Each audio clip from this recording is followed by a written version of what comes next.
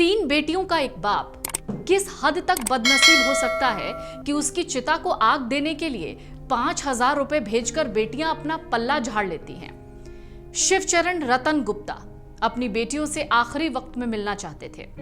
इसी चाहत में उन्होंने दम तोड़ दिया और बेटियां पिता की लाश तक देखने नहीं आई और 5,000 रुपए वृद्धा आश्रम वालों को भेजकर कहा कि उनका अंतिम संस्कार कर देना। औलादों के होते हुए भी बुजुर्ग शिवचरण रतन गुप्ता को वृद्धा आश्रम यानी ओल्ड एज होम में रहना पड़ रहा था। महाराष्ट्र के रहने वाले थे शिवचरण। एक वक्त में वो बहुत बड़े कपड़ा व्यापारी थे। पैसों की कोई कमी नहीं थी, लेकिन कहते हैं ना कि वक्त से बड़ी कोई चीज नहीं होती और पैसा सब कुछ नहीं होता।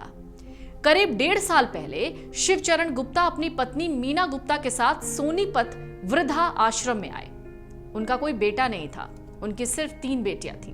उन्होंने अपनी 3 बेटियों को पढ़ाया लिखाया कामयाब बनाया। ये सोचा कि चलो बेटा नहीं लेकिन बेटी को ही बेटा बनाएंगे, यानी वो ही हमारे बुढ़ापे का सहारा बनेंगे।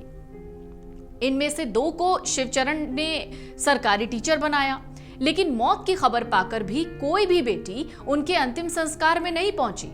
ऊपर से 5,000 रुपए भिजवाकर पिता के अंतिम संस्कार का वीडियो बनाकर भेजने को कह दिया। वृद्धाश्रम के संचालक आनंद हैं। उन्होंने शिवचरण रतन गुप्ता की बीमारी की खबर उनकी बेटियों अनीता, निशा और प्रिया को दी, लेकिन तीनों बेटियों ने बहाने बना दिए और शिवचरण गुप्ता के पास नहीं पहुंची। वृद्धाश्रम संचालक आनंद का कहना है, बेटियों से बात करने के लिए शिवचरण गुप्ता एक फोन रखते थे। उम्मीद थी कि बेटियां उनको कॉल करेंगी, पूछेंगी पापा आप कैसे हो। लेकिन बीमार होने के बाद उनकी बेटियों के फोन आने ही बंद हो गए और जब वृद्धा आश्रम की तरफ से खबर दी गई उनकी बेटियों को कि उनकी मृत्यु हो गई है, तो उनकी बेटियों ने कहा कि 5,000 रुपए भेज देते हैं, उनका अंतिम संस्कार कर देना और एक वीडियो बनाकर भेज देना। इतना ही नहीं, बेटियों ने तो इतना तक कह दिया कि आप उनकी अस्थियां रखवा देना। शिवचरण गुप्ता की बड़ी बेटी अनीता नेपाल में रहती हैं और वहीं पर टीचर है। अनीता से छोटी बेटी निशा यूपी के आजमगढ़ में रहती है और सबसे छोटी बेटी प्रिया मुंबई में है। तीनों बेटियों को कामयाब करने के बाद भी शिवचरण गुप्ता अपनी बेटियों से आखिरी वक्त में मिल नहीं पाए। बेटियों में कोई भी मृत्यु के अंतिम संस्कार में शामिल नहीं हुआ। बेटियों ने वीडियो कॉल के जरिए अंतिम संस्कार देखा। अनीता जो कि पहली बेटी है, तीनों में से अनीता ने ऑनलाइन 5100 रुपए भेजे, कहा कि पिता का सही ढंग से अंतिम संस्कार कर दिया जाए। पहले बेटियों ने कहा था कि अस्थियां रख देना, लेकिन बाद में कहा कि उनके पास वक्त नहीं है, इसलिए वृद्धा आश्रम संचालक ही गंगा में अस्थियां प्रवाहित कर दें। अंतिम संस्कार के बाद वीडियो कॉल पर ही बेटियों ने कहा कि अंतिम संस्कार की सभी वीडियो उनके पास भेज दी जाए।